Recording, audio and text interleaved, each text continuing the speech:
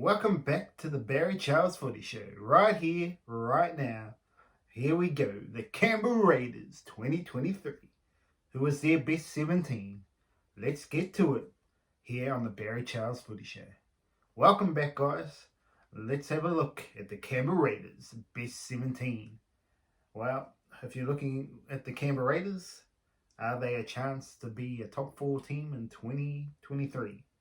Well, first off, let's have a look at who they've lost in 2023. Well, this is the thing. They've lost Adam Elliott, Josh Hodgkinson, so these are key positions, 9 and 13. At fullback, Charles Nickel-Klokstad, Harry Rushton and Ryan Sutton, these are bench players, and Sam Williams is a handy backup. So they're all ones that have been let go, and they've virtually got no gains to even be worth even mentioning.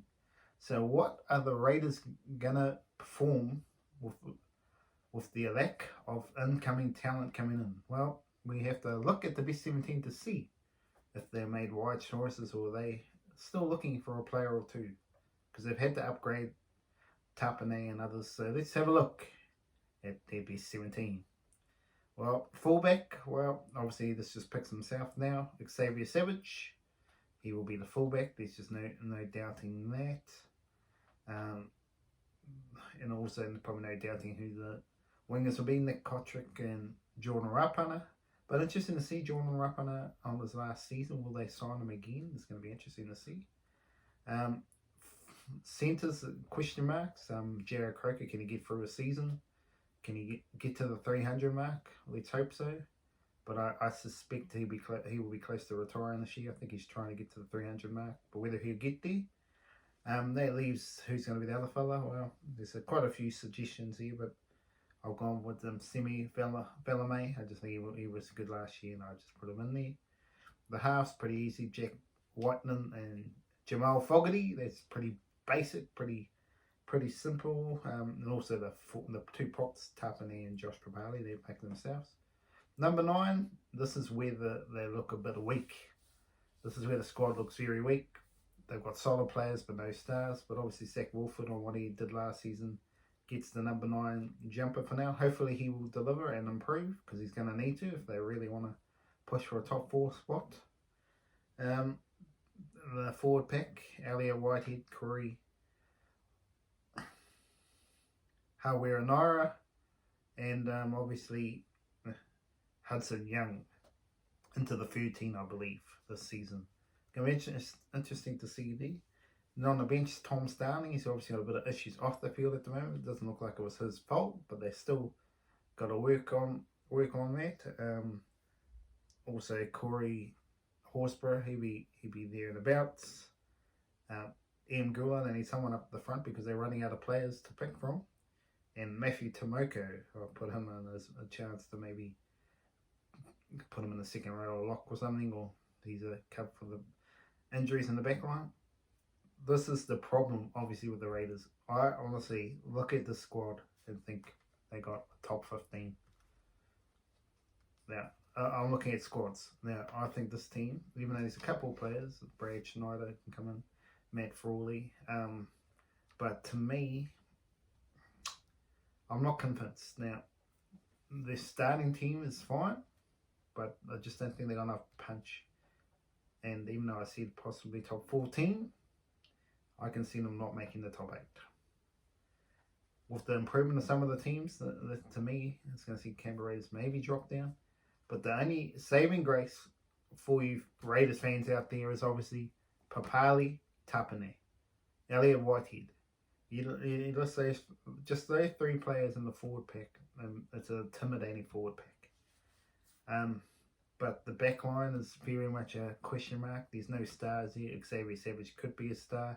But outside that, it's pretty average. Jack Whiten's a very solid player. Same with Fogarty, but can they deliver them a premiership? That's the question mark there. Maybe Ricky Stewart should jump back out there at halfback, and then you'll say they're a big chance of winning. Yeah, that's obviously the big questions. A lack of depth for the Raiders, and that's my question. You have a couple injuries, they're gone. The half from Matt Frawley can come in, so that's probably not a major. But yeah, if Jack Whiten goes down, if Papali or Tapane goes down, they're really starting to struggle. And to me, even I think they'll struggle to make the top 8. I think they'll miss the top 8. But on the players' performances last year, if they play up to their potential and don't have any injuries, they'll be there in the top 8. But to me, I see them running 9th or 10th going forward here. But getting back to our Canberra Raiders, where do they need some improvement? Well, I don't know how much money they got. You think they'd have some money lying around. Maybe they're waiting. Maybe they're trying to shock us and say, yeah, we're signing Stephen Crichton at centre. I don't think so, because they put some big money into Tapane as well, so I don't think they can afford him. But he would be one. They need a strike centre, and he would be top of my list on who's available. Steve Crichton, they really do need some razzle dazzle. If you believe Xavier Savage is going to be fullback, then obviously you can look at Steve Crichton as a strike centre. Or otherwise, you obviously have to look for a fullback for this team. A fullback, and where do you get that from? You might have to look at the Super League. A Lachlan Coote, will he return? Is he in that sort of form to return? That'll be the question mark there. Also here, who else do they need? They need a halfback. There's no doubt about it. If they had a Cooper Cronk, if they had a Jonathan Thurston, if they had a gun player like that, I would say a definite top 14 could win the premiership just on one player. But the depth is obviously the big query for me for the Raiders, and a lot of the squads this season. But to me, Raiders have probably got one of the least depth out of all the squads here.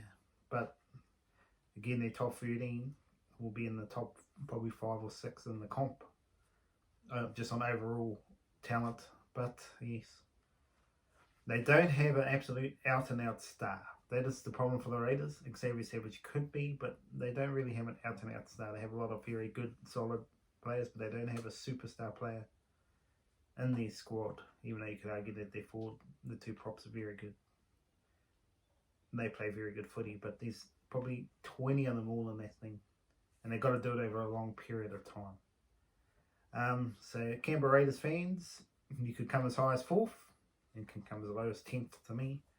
I'm going to go down the 9-10th rate for me for the Raiders. I just don't know if they got the depth this season. They let go so many players and haven't signed anyone. It's just craziness for me. But if they do late sign a couple of players, then maybe they're a big show at improving in 2023. Well, that's my take of the Canberra Raiders side. I hope you enjoyed it and got some good thoughts out of that.